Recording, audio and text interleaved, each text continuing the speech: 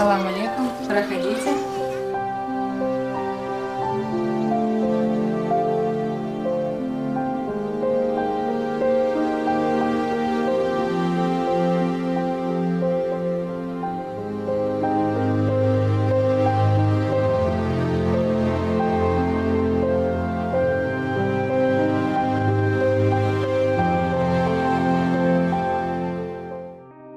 Я и мой муж, и наши родители, и наши бабушки, дедушки, более старшее поколение, а теперь и наши малыши являемся уроженцами города Грозного и Чеченской Республики. Мы здесь жили, росли до всем известных трагических событий, которые были трагическими как для русского, так и для чеченского народа. Но все равно всегда тянуло на родину, всегда было воспоминания, всегда интересовало интересы. Я уехала, будучи ребенком, но моя бабушка, мама, где-то услышав чеченскую речь, подходили, не стесняясь, задавали вопрос «Нокчи юй?», им отвечали «юй». Складывался такой диалог далеко не чужих людей. После длительного перерыва первый раз я вернулась сюда в 2010 году.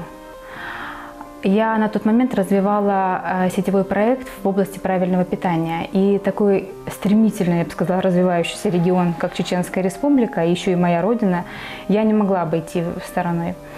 И мне нужен был человек, который бы меня здесь безопасно встретил, познакомил с кем нужно. Здесь находился один из наших знакомых, друг нашей семьи, которым, в принципе, я мало была знакома, имела так поверхностное шапочное знакомство, с ним больше общалось наше старшее поколение, наши родители. Но мы созвонились, он меня встретил. Первый раз, честно скажу, было очень страшно ехать, вот до невозможности. Вот в автобусе ехали, как, вот знаете, в какие-то почему-то военные действия оказалось, хотя 10-й год уже был. Вот. И сойдя на землю чеченскую, так скажем, у меня был такой я этот момент до сих пор помню, отлично помню этот восторг, какой-то внутренний бум. Я сошла и вот так вот по сторонам смотрю, думаю, я в Чечне, как долго к этому всему все мы шли. Но в 2010 году, конечно, страшного здесь ничего не было. В 2010 году здесь были уже возведены красоты, построения, мечеть имени Ахмада Хадыши Кадырова. Это настолько все слажено, роскошь ее, это величие, я думаю, оно не оставляет равнодушным до сих пор никого. И инфраструктура вокруг мечети, парк, исламский университет, все настолько грамотно сделано. Конечно, здесь нельзя не отметить огромную заслугу главы Чеченской Республики Рамзана Ахмадовича Кадырова. Это, можно сказать, совершен подвиг. За такой короткий период времени из этих послевоенных руин и развалин возведено целое государство. Построен город, сказать это в одной фразе ничего не сказать. Что касаемо, какое Рамзан Ахмадович завоевал уважение и доверие своих граждан. Не каждому, далеко не каждому руководителю удается такое сделать. Нам здесь очень нравится, в Грозном. Нам нравится, не просто нравятся слова, по конкретным причинам нравится. Во-первых, это люди, это совсем другие люди, это менталитет, это сплоченность, как я уже изначально говорила, взаимовыручка. Второе, это, к примеру, даже такие моменты, которые не везде есть. Заходит пожилой человек в автобус, и если нет места, он не будет стоять. Ему, конечно, уступят место. Женщина заходит, мужчины встают, уступают. Это до сих пор все это есть, и все время смотрю и восхищаюсь. Воспитание детей. Один из тоже немаловажных пунктов. То есть деткам с детства прививают любовь, уважение к старшим, прививают религиозные ценности. Дети, очень честно сказать, отличаются. Тоже пример конкретно. Недавно, выходя из магазина, у меня были 2 пакета таких увесистых. И я вышла и поставила их возле терминала. Мне надо было на телефон деньги положить. И мальчик сзади меня, чеченец, лет 13, наклоняется и берет эти пакеты. У меня языковой барьер, я не поняла, что он хочет. Он мне сказал, что он хочет. Он мне предложил их донести до дома. Он подумал, что мне тяжело, я нагнулась отдохнуть от тяжести. Я говорю, ой, ты мой хороший. Говорю, спасибо, тебе не надо. Не везде такие дети. Естественно, немаловажным фактором является для нас здесь это соблюдение религии. То есть здесь легко это делать. И мы, конечно, хотим остаться здесь семьей, жить, быть какими полезными для Чеченской Республики. Я говорю, таких людей, как мой муж, преданных, честных, мало на самом деле. Очень жаль, что волею судьбы так случилось, что его перевели работать в другой регион, в другую республику. Причем не просто на постоянное место, а он постоянно в каких-то командировках, из-за этого он нас не может забрать с собой. Я здесь получаюсь одна все время с детками. Маленький ребенок, я уже как говорила, особенная девочка. Не всегда получается ее одну оставить, либо я ее все время с собой вожу, либо старшую дочь оставляю, и вот буквально каждые 15 минут алло-алло. Мне, конечно, трудно без него здесь. Но не хотелось бы отсюда уезжать, хотелось бы остаться здесь. Я сама по образованию инженер-химик. Я всю жизнь тоже хотела бы, хотелось бы передавать свои навыки, знания, умения на благо людям, на развитие региона, чтобы это не ушло в никуда.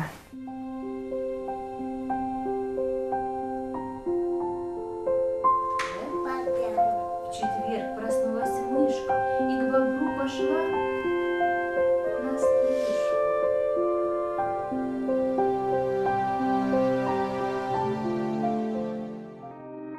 Касательно принятия вами ислама, как вы к этому пришли?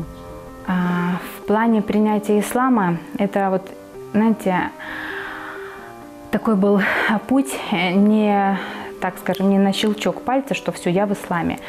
Я имею в виду, к сожалению, у меня так, у каждого по-разному. Кто-то, например, произносит шахаду, одевает хиджаб, и сразу все для него ясно и понятно, я так думаю. У меня просто мой супруг очень удивлялся, почему я приняла ислам и не сразу надела хиджаб. Потому что я в исламе с 2011 года, а хиджаб я ношу буквально 4 месяца. Да, очень многое изменилось с этого. Но я так плавно расскажу, как я к этому пришла.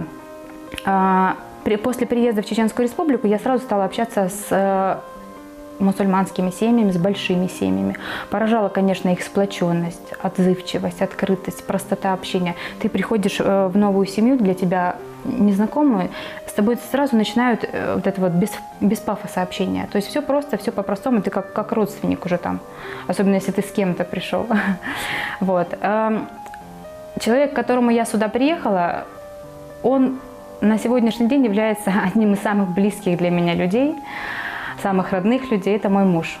Он был, можно сказать, первым и самым главным и остается наставником моим в изучении этой религии. Меня восхищала чистота веры, нравственные какие ценности у людей, глубина веры, как они тонко к этому всего подходят. Они живут этим, то есть совсем по-другому, чем в каких-то других регионах.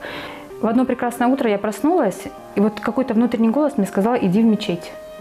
Я не знаю, как это было, я не знаю даже, как это объяснить. Я уже знала, что нужно, как я должна идти в мечеть, я знала, как подготовиться. Я пришла, девушке сказала, я помню эту дрожь, что я хочу принять ислам. И руки тряслись, она мне говорит: почему вы пришли к этому решению? Вы понимаете, что вы должны там какие-то обязанности? Я говорю: я готова, я все знаю уже.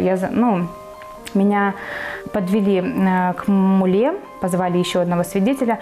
На тот момент слова шахады для меня были как вообще иностранный язык, такое все сложное. Я повторяла просто за мулу, я не знала их наизусть. Выйдя на улицу, я тут же позвонила своему тогда еще будущему мужу, сказала ему об этом. Я говорю: я была в мечети. Он сразу все понял. Он не стал говорить, что ты там делала, что он говорит, у меня, говорит, аж внутри все, говорит, настолько восторг. Я не понимала, он говорит, я, говорит, расскажу сейчас об этом всем. Я говорю: не надо, зачем расскажешь? На сегодняшний день я понимаю его. Если бы мне, например, позвонила моя лучшая подруга или моя мама, которая, к сожалению, не в исламе, и эту новость бы мне сказали, я понимаю, насколько это, глаза, наверное, слезиться начинают, за радость за людей, за близких.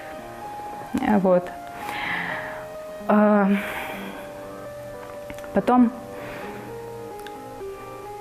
Постепенно моя вера укреплялась, были, знаете, такие шаги. Вот, к примеру, я не одевалась сразу по фарзу, не одевалась как положено, я носила даже юбки так до колена. А постепенно, как кирпичик за кирпичиком, складывалась моя вера, моя религиозность. Но я вам могу сказать, что по-настоящему Всевышний меня приблизил к себе. Это когда Он нам подарил нашу младшую девочку, нашу Марьям. Когда она родилась, мы не сразу узнали, что с ней что-то не так. А в 2 месяца врачи стали предположительно ставить диагноз ДЦП. Это было, знаете, вот как гром среди ясного неба. Уже вроде по 2 года, и все равно как-то не могу сдерживаться. Я много плакала, все время просила, разговаривала, начала больше разговаривать с Богом, говорила, за что? За что мне, чем я провинилась? У меня очень много мне в этом помогал мой супруг. Он говорил, успокаивал и объяснял, что это просто испытание, через которое мы должны пройти. Всевышний смотрит, как мы через него пройдем. Ты не спрашивай, за что, ты спрашивай, для чего.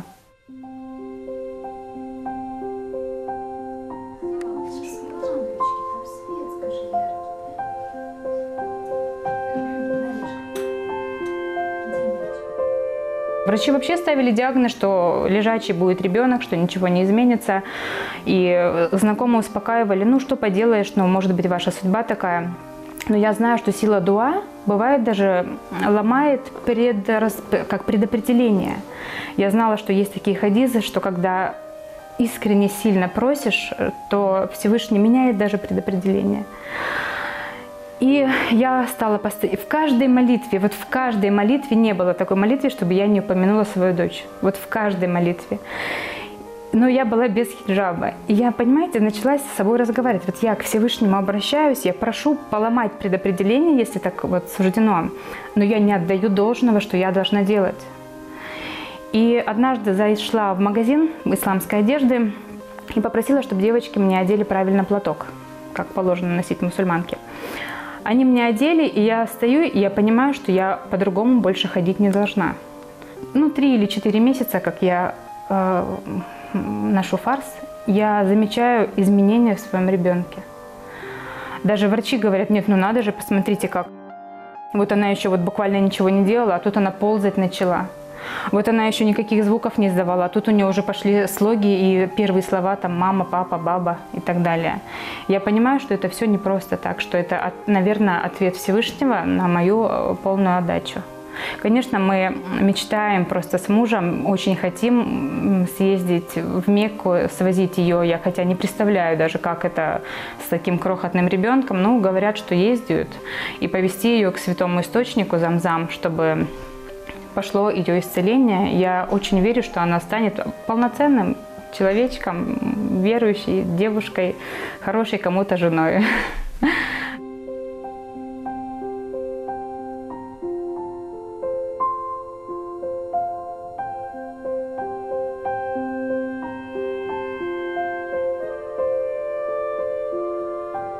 Расскажите, как ваш муж пришел к исламу? Он, когда здесь оставался один, по работе, он очень много углублялся в христианскую веру. Он ходил в храм, который на проспекте находится, молился, держал посты по христианской вере. И постоянно у него шли обсуждения религий, то есть сравнение религий. Ему задавали вопросы мусульмане по религии, про пророков, которые он не мог найти ответы. Он читал Библию, он перечитывал различные писания, и потом он просто прочитал Коран. Перевод, естественно. Это была точкой. Он для себя понял, что вот он мой путь, вот моя религия. Он с друзьями съездил в мечеть, произнес шахаду, и он сказал, что буквально с первых дней для него было очень трудно выучить молитвы. Человек военный, естественно, травмы были, сотрясения были различные, с памятью проблемы. Он раскладывал себе листочки, на которых написано, все это читал, заучивал. И сейчас он уже читает Коран на арабском, он обучался каждое утро. Буквально каждое утро он мне говорит сам, что после утреннего намаза когда ты читаешь Коран, его слушают вокруг тебя ангелы.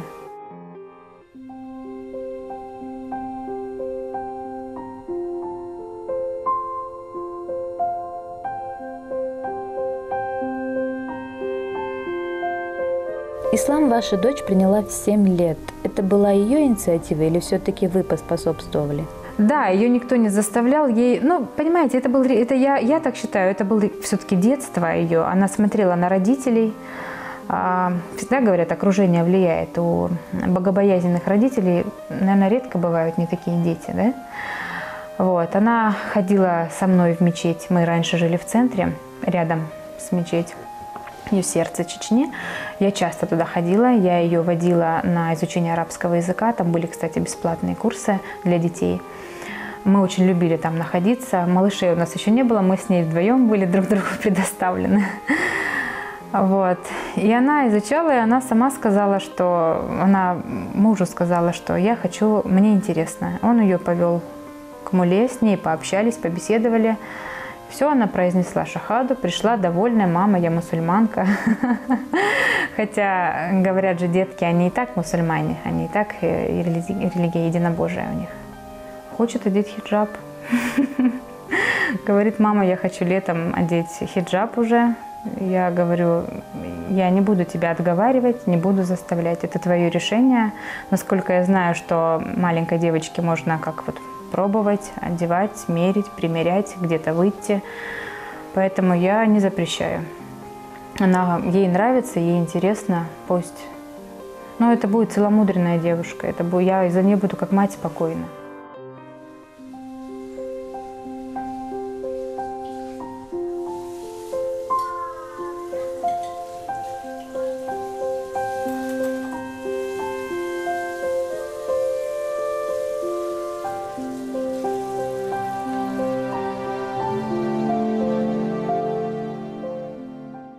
Аузу биллахи минаш шайтанир раджим. Бисмиллахир рахманир рахим.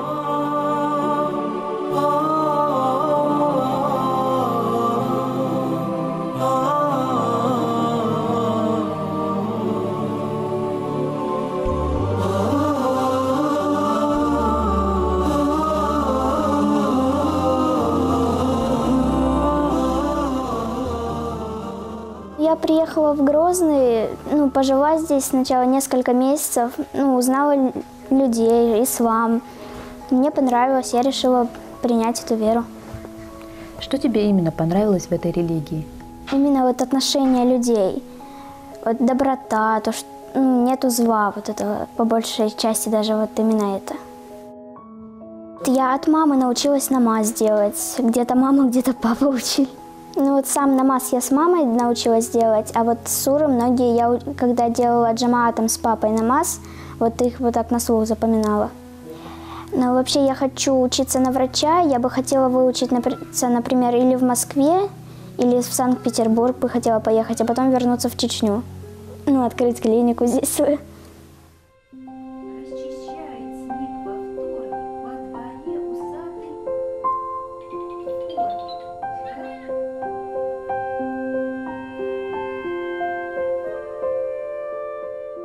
Иногда я сама встречаю вопросы о предательстве веры. Вы предали веру? Как можно даже от очень близких людей? Я не пытаюсь оправдываться. И Валерия Прохорова, это женщина, которая перевела Коран на русский язык.